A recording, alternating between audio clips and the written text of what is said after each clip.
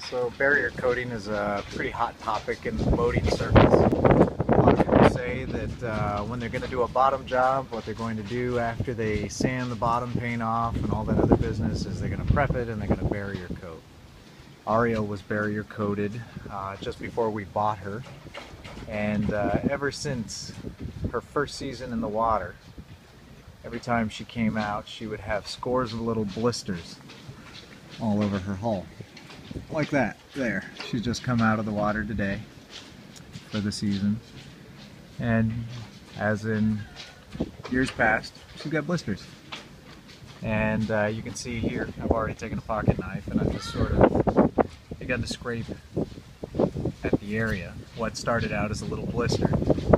And anyway, the first time this happened, I was pretty worried because I thought, oh my goodness, you know, she's got osmotic blisters, this is terrible. What are we gonna do? Anyway, let me see. I've already popped open a whole bunch of these. See if I can find a good one to cut open. Here, let's take one of these here. So, you would think that maybe underneath this was some osmotic blistering. Something that would go into the gel coat, into the laminate. But upon scraping it open, it's apparent that all it is water trapped between the barrier coat and the gel coat. So the gel coat's doing its job, it would seem. The barrier coat certainly isn't. And people will say, well, it's just because the prep wasn't done properly and all this other business. Well, I agree, that's true.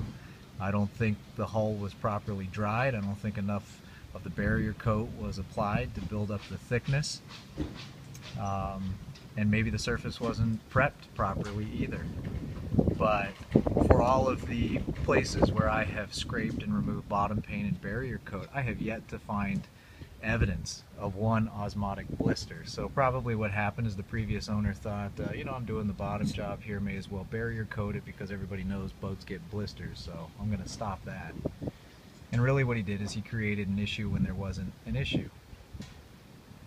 So for that reason, my take on barrier coating is the only real reason I would barrier coat is if I had a boat that had osmotic blisters.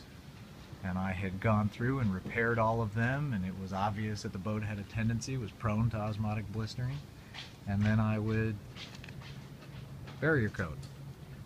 But